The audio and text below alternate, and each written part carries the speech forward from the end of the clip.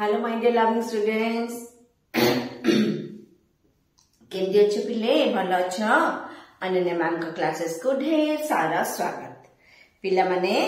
मु तमर समूह दृष्टि पढ़ुथिली गोटे फर्स्ट पार्ट अपलोड करिछि तम क्लास जो पीटी3 एग्जाम पई तमर अछि समूह दृष्टि गद्य मु से चैप्टर टा पढ़ुथिली पार्ट 1 अपलोड करिछि देखिछो जदि देखिन ताले मो चैनल ले जाई अनन्या मैम क्लासेस रे जाई कि देखि नबो हैला आउ जहाँ लिखिचंदी किए ना सदाशिव मिश्र लिखिचंदी पिले वीडियो स्टार्ट करबा आगुरु कहि दिए जदि मो पाठपढ़ा शैली तुम मान को भल लगु थाए तान प्लीज जदि नुआ करी मो चैनल ले आछ मो चैनल को सब्सक्राइब करबो बेल आइकन प्रेस कर दबो ताकि जो भी वीडियो मु तम क्लास रे अपलोड करबी तार नोटिफिकेशन तुम मान को आसी जिवो हैला आउ वीडियो को लाइक कर कमेंट कर और सांग मान सहित शेयर भी कर हैला ठीक अछि आउ कमेंट भी दियो बेले बेले कि केमती लागु तुमको मो पाठ पढ़ा शैली भल लागु कि लागुनी कमेंट भी कर ओके ठीक अछि देखो समूह दृष्टि आमे टिके तापर नजर पकेबा जे समूह दृष्टि रे एठी राजा जनकन को कथा को जाईतिला लास्ट वीडियो जदी तमे देखिनो त बुझी पारिबोनी आगे जेकी सेटा देखिनियो तापर बुझबो न डिस्क्रिप्शन में मो फर्स्ट ए डिस्क्रिप्शन में मो लिंक ता दे देबी हैला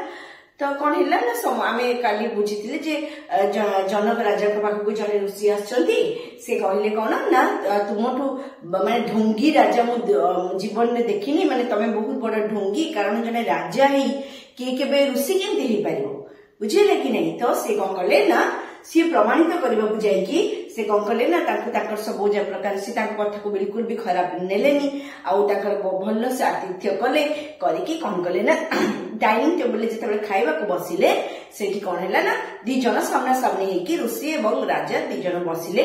आउ खाइ सारले तापरे खाइले भी खाइ सारला परे जिते ऋषि को पचरा गला राजा पचले आउ ऋषिवर आउ खाद्य केमती थिला ना बहुत ही भलो थिला बहुत ही टेस्टी सब जिंस थिला आउ तार तो आपण बहुत तृप्ति हेथिबे बोली के राजा जनक पचरले से कहले कि तृप्ति मु खाइछि जे किंतु मु तृप्त हेनी से गोटे तृप्त कहीं खेलेनी ना मो सामना मो मुंड ऊपर गोटे पूरा सरू सूतारे गोटे खंडा झुलुथिला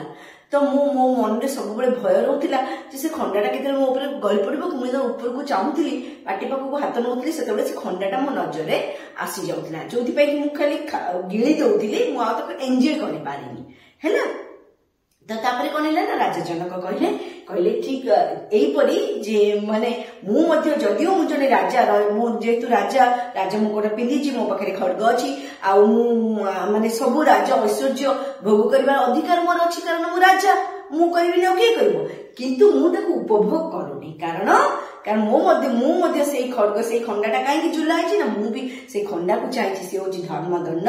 जोटा कि मु मध्ये सेईटा को अनुभव करूछि जे कोन ये सब जाक जदियो मो पाखरे अछि जेतु राजा मो पाखरे अछि किंतु ये सब होछि समाज रो कल्याण पई लोक मानकर मंगल पई तेनु करी मु मध्ये आपको ठीक भाबरे जेमति आपण उपभोग करि पारिले नै ए खंडा मते भी मने पकई दोछि जे ये सब तो पई मो तू केवल आर कोन माने कोन रक्षणाबेक्षणकारी ए सब होछि कहार ना ए सब होछि तो प्रजा मानकर मंगल पई बुझिला तो आमे एठी थिले एबे आमे आगो को जिबा ओके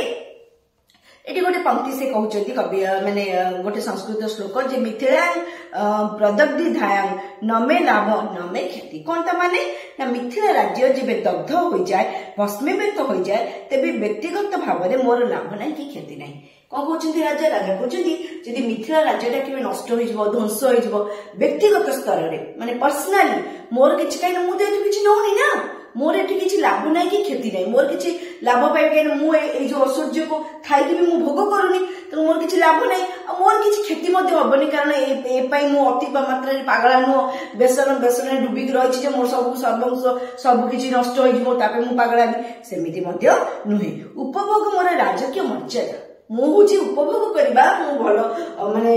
सुंदर घरे रहिबा सुंदर खाद्य खाइबा एकदम राजकीय आचरण सेटा होछि मोर राजकीय मर्यादा कारण मु जने राजा शासन एवं श्रृंखला मोर राजकीय कर्तव्य किंतु शासन करबा राज्य रे श्रृंखला रखिबा डिसिप्लिन आचरण माने मेंटेन करबा ये सब होछि मोर राजकीय कर्तव्य समाज कल्याण मो होछि राजकीय धर्म मोर होछि समाज कल्याण एई खड्ग मते अनासक्ति जुगरे दिखे अनासक्त माने आसक्त माने आकर्षित हेबा अनासक्त माने जोटा कि तार अपोजिट अनासक्त आसक्त माने अट्राक्ट करबा आउ अनासक्त माने कोन ला डिस्ट्रैक्ट करबा जाको कहते डिस्ट्रैक्शन। तो ये जो खड्गटी झुलुनी से खड्ग मते अनासक्त बाटरे नौ जे खड्ग मते मने पकई दोची देख राजा तो पाखे जहाँ भी अच्छी से सब तू केवल जदियो तू भोग करुचु कि ये सब कारण लोकंकर मंगल पाई उद्दिष्ट। श्रीमद भगवत गीतार कर्मयोग अध्याय लिखा अछि कर्म एवं ही संसिद्धि मास्था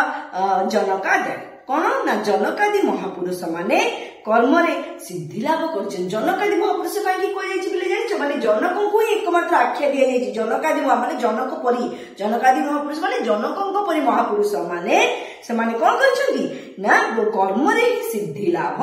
करिसंती। से कर्म थिला कर्तव्यबोध व्यक्तिगत फल प्राप्ति से आदौ जड़ित नथिला। से भली लोक माने जो माने केवल जनकंकर एग्जांपल निया जायछि आउरी अनेक लोक थाई पारନ୍ତି किंतु जनक एते महान थिले जे तांकरी एग्जांपल निया जायछि जे जनकादि लोक माने जनकंक परि लोक माने से माने कोन करନ୍ତି ना कर्म रे थिला तांकर कर्तव्यबोध तांको कर्म रे कर्तव्यबोधता थिला कर्तव्यनिष्ठ से माने थिले माने कर्तव्य परायण प्रजावत्सल से माने थिले लोकंक तांको प्रजा को भले रखिबा तांको सुख दुख भल मंदर साथी बा तांकर धर्म थिला बुझिला। आउ कोन ना से कर्म रे थिला कर्तव्यबोध व्यक्तिगत फल प्राप्ति से आदौ जड़ित नथिला। से व्यक्तिगत भाव तांकर किछि स्वार्थ बिल्कुल भी से जड़ित नथिला। जनकादि महापुरुष माने एभली कर्म साधन रे सिद्धि लाभ करथिले। जनकादि महापुरुष जो माने थिले जनकंक भली जो महापुरुष माने थिले से माने एभली कर्म रे सिद्धि लाभ करथिले। से कर्तव्य रे दर्शन थिला जनमंगल समाज कल्याण एवं व्यक्तिगत अनासक्ति है ना। से जो फिलोसफी जो दर्शन जनकादि जो पुरुष महापुरुष माने थिले तांको कर्तव्य कौन कर्तव्य दर्शन शास्त्र कौन थिला ना जन लोक मानकर मंगल करिबा समाज कल्याण करिबा एवं व्यक्तिगत अनासक्ति व्यक्तिगत स्तर रे आसक्त से माने होंती नाही मोर धन बढ़ू मो परिवार भले रहू मोर प्रचुर मो सुख संभोग सब ऐसो आराम सब लग्जरी सब मेंटेन करे सब बळे मद मांस रे डुबिकी रहे एभली आसक्ति तांको भितरे नथिला। सेथिरो प्रश्न उठिबो फल प्राप्तिर आकांक्षा नथिले कर्म लागि प्रवृत्ति आसीबो कोठु। सेठू क्वेश्चन उठे जे जदि साधारण लोकटे भी जदि तार कोनसी फल पाइबार आशा रहिबोनी से तार कर्म काई करिवो। पारितोषिक नथिले प्रेरणा आसीबो कोठु। मु पाठ पढौची मु टीचर टे मु जने हाई स्कूल टीचर तेणु करी मोर जदि मते जदि पाउना न मिलिबो दिन सारा 6 घंटा 8 घंटा मु खटिक आसी जदि मो परिवार चलेबा पई मते पाउना न मिले ताहे मोर प्रेरणा आसीबो कोठु मु काम करबा को आग्रह आसीबो कोठु मु मो परिवार रो भरण पोषण करिबे केमिति नुहे कि। लाभ न थाई बणिज करिबो बाकी जदि त्यार लाभ नै से कोन व्यापार करिबो जीवो व्यापार सिना 2 पैसा लाभ कले ता परिवार को से चलेबो जदि लाभ न रहे ताले व्यापार के काई करिबो। निष्काम कर्म कौन निष्काम माने माने कौन बिना माने कौन बिना कामना रे कर्म निष्काम है ना। निष्काम कर्म कौन संभव निष्काम कामना भिन्न कर्म कौन केबे संभव जे कौन से आशा न रखी जने कर्तव्य कौन करि परिबो सेत्रे कौन तार माने तार मोटिवेशन आसीबो जे मते एटा परिवार अछि किछि एक्सपेक्टेशन तमे पाठ पढुछ तम जदि रिजल्ट आशा तमरो रहिबोनी जे मते 90% आनिबार अछि मते 95% आनिबार अछि मते बड़ हेले कलेक्टर हबार अछि मते अमक हबार अछि धमक तो जदि माइंड रे ए थिंकिंग प्रोसेस ता न आसी तमर कोन पढिबा को आग्रह हबो तमको पढिबा को इंटरेस्ट आसीबो। जो पिला मानकर इंटरेस्ट आसुनी ताक मते माने ताक भीतर किछि मोटिवेशन नाही से मानकर जीवन रे किछि गोटे लक्ष्य नाही। ओके बुझि पड़छ तो से कथा प्राबंधिक कहउचंती जे निष्काम कर्म कोन संभव बिना कामना रे कर्म कोन केबे संभव। ए विचार सब बेले रहिछि प्राचीन काल रे भी थिला एबे मध्ये अछि ए जो थिंकिंग प्रोसेस ए जो विचार भावना त सबदे आगुर भी थिला एबे मध्ये अछि। रामायण जुग रे भी थिला महाभारत जुग रे मध्ये थिला साधना रे तपस्या रे कामना सिद्धि थिला अभिप्रेत साधना रे आ तपस्या रे कामना उपरे सिद्धि करबा ही ताकर मुख्य लक्ष्य थिला। आधुनिक जुग रे आडाम स्मिथ लिखिले कोनसी लोक को मुठाए बाली देई प्रतिश्रुति दियो ए बाली तुमर से लोक ए बाली मुठा को सुना रे परिणत कर देबो। आडाम स्मिथ बोली जने दार्शनिक से लिखिले जे आधुनिक जुग रे आडाम स्मिथ लिखिले कोनसी लोक को जदि मुठिए बाली दियो आ से तमे कहो कि ए बालीटा होची तमर माने जो बालीटा देली ए तो तम निजर तमे तुमको जदि व्यक्तिगत भाव रे किछि जिंस दिया जाय तमर बोली कहि कि दिया जाय ताले बाली को से बाली मुठा को लोक सुना करदेव माने जदि 10 टंका टे देइतबो बाबूरे 10 टंकाटा तोर तू से 10 टंका से माने खुचुर मुचुर किनी 10 को 5 को करी 5 लाख भी करदेव बुझिले कि नहीं। तो धन संपद मान मर्यादा शक्ति क्षमता ए समस्त होची प्रेरणार उत्स। प्रेरणा नथिले जनकर मोटिवेशन केबे भी आसुनी जने ग्रास रूट भी जे कि कोटिपति हो जाउची बड़ लोक हो जाउची केबेकी ता मन रे से मोटिवेशन आसुची ता मन रे से प्रेरणा आसुची। तेणुकर धन संपद मान मर्यादा ए सब शक्ति क्षमता ए सब जिनिस कोन होची ना प्रेरणार उत्स। मात्र एकथा मध्य सत्य जे समाज प्रति दायित्व एथिरु विचित होई नथिला है ना किंतु एक कथा मध्य सत्य जे मनुष्य जिते ऊपर को जाऊ ना कहीं समाज प्रति तार जो कर्तव्य रही से विच्युत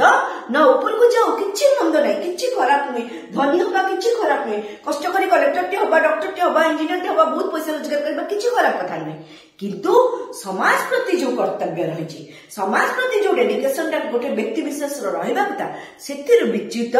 हवा ठीक कथा नुहे। गत 2 वर्ष मध्य शिल्प वाणिज्य क्षेत्र में जो अभिनव अग्रगति हेबारे लागिला प्रणाली एवं प्रवृत्ति रे जेभଳି उत्तरोत्तर परिवर्तन घटिबारे लागिला सेतिरे धन संपद क्षमता अल्प केतेकଙ୍କ हाथ रे केंद्रीभूत होई आसिला कोन हैला ना प्रबंधिक कहते जे गत 2 वर्ष मध्य गत 200 वर्ष माने जितेबेले इंग्लिश माने आम देश को छाड़ी चली गले ता पूर्वर मध्य 200 वर्ष पूर्वर शिल्प वाणिज्य क्षेत्र जो अभिनव कौन उन्नति घटिला है जो विभिन्न प्रकार डेवलपमेंट सब वाणिज्य क्षेत्र में हो शिल्प क्षेत्र में हो प्रविधि विज्ञान माने टेक्नोलोजी क्षेत्र में हो जो सब उत्तरोत्तर परिवर्तन घटिला बा घटी चलीला सेतिरे कहला ना जो देश डेवलप कला जो से डेवलप क्षेत्र में धन संपत्ति क्षमता कौन है ना अल्प केते मुष्टिमेय लोक मुष्टिमेय माने कौन मुठा मुष्टि माने मुठा मुठे लोक पाखरे पूरा धन संपत्ति ठूल हवा लगिला केंद्रीभूत होई आसिला बहु मात्रा रे एही प्रक्रिया समाहित हैला समाजर अकल्याण उपरे लोकंकर प्रपीड़न उपरे बहु लोक संख्या रे कोन ला ए प्रक्रिया कोठी समाहित हैले जाईकी ना लोकंको उपरे जो माने लोकंको माने कोन हैला ना धनी लोक धनी हवा को लागिले आ गरीब लोक गरीब हवा को लागिले कारण किछि मुष्टिमेय लोकंक हाथ रे कोन माने देशर अर्धाधिकरु ऊर्ध्व 90% संपत्ति किछि मुष्टिमेय लोकंक हाथ रे लागिला तेणुकर से पैसा आसी जन कल्याण रे आ लागी पारिला नहीं लोकंक उपरे लोक माने जो माने दरिद्र श्रेणी लोक से माने दरिद्र हवा को लागिले जो माने धनी श्रेणी लोक से माने धनी हवा को लागिले एतुरु उपजिला कोन ना अशांति संघर्ष एवं गोष्ठीगत हिंसा कारण ए जो मानसिकता डेवलप कला धीरे धीरे तो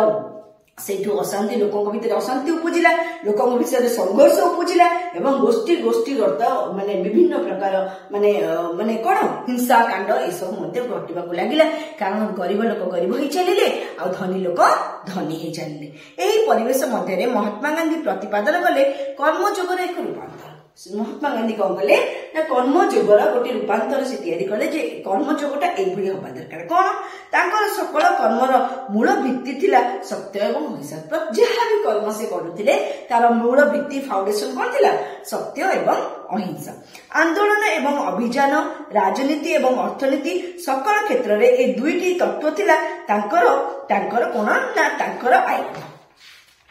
बुझिला आंदोलन एवं अभियान राजनीति एवं अर्थनीति सकल क्षेत्र में दुईटी ही जिनस कि सत्य अहिंसा को पाथय करी से सब प्रकार अर्थनीति आउ सब प्रकार राजनीति दुई जिनस को दुईटी अस्त्र को पाथय करके चलुथिले काको ना सत्य अहिंसा को गीता एवं Bible Russia Tolstoy England Ruskin एवं फ्रांस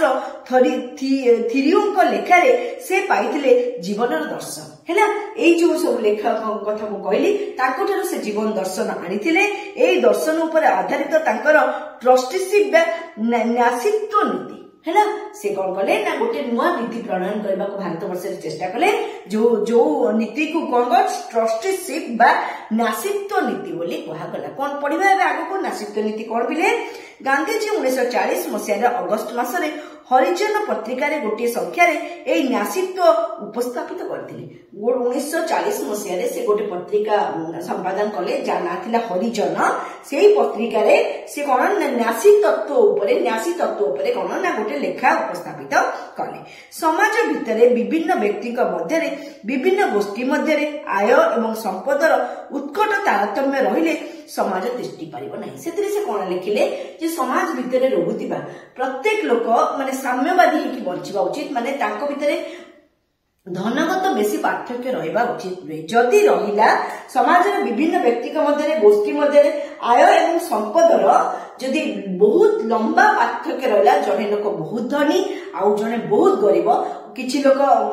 ଗୋଟେ ଗାଁର 5% ଲୋକ ବହୁତ ଧନୀ ଆଉ 95% ଲୋକ ବହୁତ ଗରିବ, ସେଠି କଣ ହବ ନା ସେଠି ସମାଜ ତିଷ୍ଠି ପାରିବ ନାହିଁ, ସମାଜରେ ସାମାଜିକତା ମେଣ୍ଟେନ ହେଇପାରିବ ନାହିଁ। ବଡ ଲୋକ ନିଜକୁ ବଡ ଲୋକ ଦେଖେଇବେ ଆଉ ତଳିଆ ଲୋକ ତାଙ୍କର ଗୁଲାମୀ କରିକି ରହିବେ। ହେଲା, ଭାରତ ବର୍ଷରେ ତାରତମ୍ୟ ଥିଲା ଏବଂ ଏହା ବୃଦ୍ଧି ପାଇବାରେ ଲାଗିଛି। ଭାରତ ବର୍ଷରେ ଏହି ତାରତମ୍ୟ ଅନେକ ପରିମାଣରେ ଥିଲା ଆଉ ତାହା ଧୀରେ ଧୀରେ ବଢିବାରେ ମଧ୍ୟ ଲାଗିଛି। ମହାତ୍ମାଜୀ ନ୍ୟାସୀ ତତ୍ତ୍ୱର ବ୍ୟାଖ୍ୟା କଲେ ଏହି ହରିଜନ ପତ୍ରିକାରେ। ସେ ଯୋଉ ନ୍ୟାସୀ ତତ୍ତ୍ୱକୁ ଉଦ୍ଭାବନ କଲେ ଏମାନଙ୍କ ଲେଖାକୁ ସବୁ ପଢିକି, କାହାର ନା ଗୀତା ଏବଂ ବାଇବେଲ, ରୁଷିଆର ଟଲଷ୍ଟୟ, ଇଂଲଣ୍ଡର ରସ୍କିନ୍, ଫ୍ରାନ୍ସର ଥେରିଓଙ୍କର ଲେଖାକୁ ସବୁ ପଢିକି ଯୋଉ ନ୍ୟାସୀ ତତ୍ତ୍ୱ ସେ ବାହାର କଲେ ତାହା ଏହି ପତ୍ରିକାରେ ସେ ଉନ୍ମୋଚନ କଲେ। କଣ ନା ମହାତ୍ମାଙ୍କର ନ୍ୟାସୀ ତତ୍ତ୍ୱର ବ୍ୟାଖ୍ୟା କଲେ ଏହି ହରିଜନ ପତ୍ରିକାରେ। ଧନୀ ଲୋକ ତାଙ୍କ ସମ୍ପତ୍ତିର ଅଧିକାରୀ ହୋଇ ରହିବେ। ସେ କହିଲେ କି ଯୋଉମାନେ ଧନୀ ଶ୍ରେଣୀର ଲୋକ ସେମାନେ କଣ କରନ୍ତୁ ନା ନିଜର ସମ୍ପତ୍ତିର ଅଧିକାରୀ ହେଇକି ରୁହନ୍ତୁ। ଶିଳ୍ପପତି ଏବଂ ବ୍ୟବସାୟୀ ଶିଳ୍ପ ବ୍ୟବସାୟର ମାଲିକ ହୋଇ ମଧ୍ୟ ରହିବେ। ଯୋଉମାନେ ଶିଳ୍ପପତି ବ୍ୟବସାୟୀ ସେମାନେ ମଧ୍ୟ ତାଙ୍କର ଯାହା ସମ୍ପତ୍ତି ଥିଲା ତାର ମାଲିକ ହେଇକି ସେ ରୁହନ୍ତୁ। ସେଥିରୁ ତାଙ୍କୁ ବିଚ୍ୟୁତ କରାଯିବନି, ତାକୁ ମାନେ ଅଲଗା କରାଯିବନି, ସେଇ ଯୋଉ ତାଙ୍କର ସମ୍ପତ୍ତିରୁ ତାଙ୍କୁ ଅଲଗା କରାଯିବ ନାହିଁ। ତାଙ୍କ ପରିଚାଳନାର ସାଫଲ୍ୟ ହେବ ତାଙ୍କର ଗୌରବ। ତାଙ୍କ ପରିଚାଳନାର ସାଫଲ୍ୟ ହବ କଣ ନା ତାଙ୍କ ପରିଚାଳନାଟା ସଫଳତା ତାଙ୍କୁ ହିଁ ଗୌରବାନ୍ବିତ କରିବ। କିନ୍ତୁ ମାତ୍ର ତାଙ୍କ ପାଇଁ ଏବଂ ତାଙ୍କର ପରିବାର ପାଇଁ ଯଥାର୍ଥ ଯେତିକି ଆବଶ୍ୟକ ସେତିକି ପରିମାଣ ଅର୍ଥ ସେ ବ୍ୟୟ କରିବେ। ଉଦ୍ବୃତ୍ତ ସମସ୍ତ ଲାଭାଂଶ ସମାଜର ହିତରେ ବ୍ୟୟ ହେବ। କିନ୍ତୁ ସେ କଣ କହିଲେ ନା ସେ ତାଙ୍କୁ ଯେତେ ଏସ୍ କରିବା କଥା କରନ୍ତୁ, ଯେତେ ତାଙ୍କର ଆବଶ୍ୟକତା ଅଛି ତାକୁ ପୂରଣ କରନ୍ତୁ, କିନ୍ତୁ ସିଏ ତାଙ୍କର ଯୋଉ ପୁଞ୍ଜି ସେ ମାନେ କଣ ସୃଷ୍ଟି କରୁଛନ୍ତି, ଯେତେ ଧନ ସେ ଅର୍ଜନ କରୁଛନ୍ତି ତାର ଯାହା ନିଜ ପାଇଁ ଆବଶ୍ୟକ, ନିଜ ପରିବାର ପାଇଁ ଯାହା ଆବଶ୍ୟକ, ଯେତେ ପରିମାଣର ଆବଶ୍ୟକ ସେ ତାକୁ ନେଇକି ମାନେ କଣ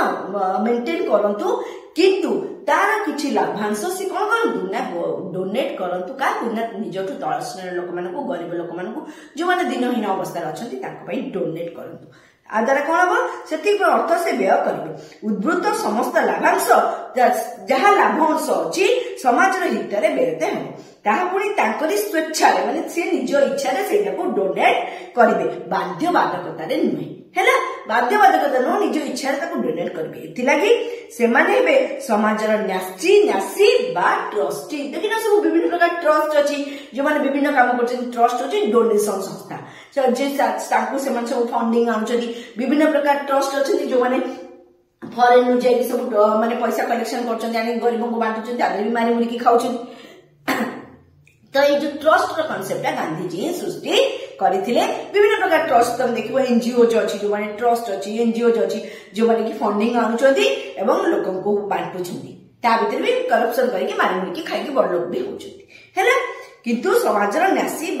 ବା ଟ୍ରଷ୍ଟି ବୋଲି ତାକୁ କୁହାଯାଏ। ଗାନ୍ଧିଜୀଙ୍କର ଅହିଂସା ନୀତି ଅନୁଯାୟୀ ସେମାନଙ୍କୁ ସମ୍ପତ୍ତିରୁ ବଳପୂର୍ବକ ବିଚ୍ୟୁତ କରିବା ଅସଙ୍ଗତ। ଯୋଉମାନେ ଧନୀ ଶ୍ରେଣୀର ଲୋକ ରହିଲେ ତାକୁ କେହି ବି ବଳପୂର୍ବକ ତାଙ୍କୁ ସମ୍ପତ୍ତି, କାହିଁକି ସେମାନେ ଖଟିକି କମଉଛନ୍ତି ନା, ତେଣୁ ତାଙ୍କୁ ବଳପୂର୍ବକ ସେଥିରୁ ବିଚ୍ୟୁତ କରିବା ଅସମ୍ଭବ, କେହି କରିବି ପାରିବେନି। ସେମାନେ ସ୍ୱତଃପ୍ରବୃତ୍ତ ହୋଇ ନ୍ୟାସିତ୍ୱ ବରଣ କରିନେବେ। ସେ କହିଲେ ଯେ ସେମାନେ ସ୍ୱତଃପ୍ରବୃତ୍ତ ଛାଁ ଭାବରେ ସେମାନେ ନ୍ୟାସିତ୍ୱକୁ ବରଣ କରନ୍ତୁ ଏବଂ ନିଜ ଲାଭାଂଶର କିଛି ଅଂଶ ସେମାନେ କଣ କରନ୍ତୁ ନା ସମାଜ କଲ୍ୟାଣ ପାଇଁ ଡୋନେଟ କରନ୍ତୁ। ତାକୁ ହିଁ ନ୍ୟାସୀ ବା ଟ୍ରଷ୍ଟି ବୋଲି କୁହାଯାଏ। ହେଲା, ବଳପୂର୍ବକ ସମ୍ପତ୍ତି ବାଜ୍ୟାପ୍ତ କଲେ ତାହା ହୁଏତ ହିଂସା ପ୍ରଣୋଦିତ ଆଚରଣ। ଯଦି ଆମେ ବଳପୂର୍ବକ କାହାର ସମ୍ପତ୍ତିକୁ ବାଜ୍ୟାପ୍ତ କରୁ ବା ଛଡେଇ ଆଣୁ ସେଟା ହିଂସା ଆଚରଣ ବୋଲି କୁହାଯିବ। ସେଥିରୁ ଉପୁଜେ ପ୍ରତିହିଂସା, ସେଇ ହିଂସାର ପ୍ରତିହିଂସା ହବ। ଯଦି ତମେ ଜଣଙ୍କ ସହିତ ହିଂସା କରିବ, ସେ କଣ ତମକୁ ଛାଡିଦବ କି, ସିଏ ବି ତମ ଉପରେ ଆଟାକ କରିବ, ସେଟା ପ୍ରତିହିଂସା ହବ।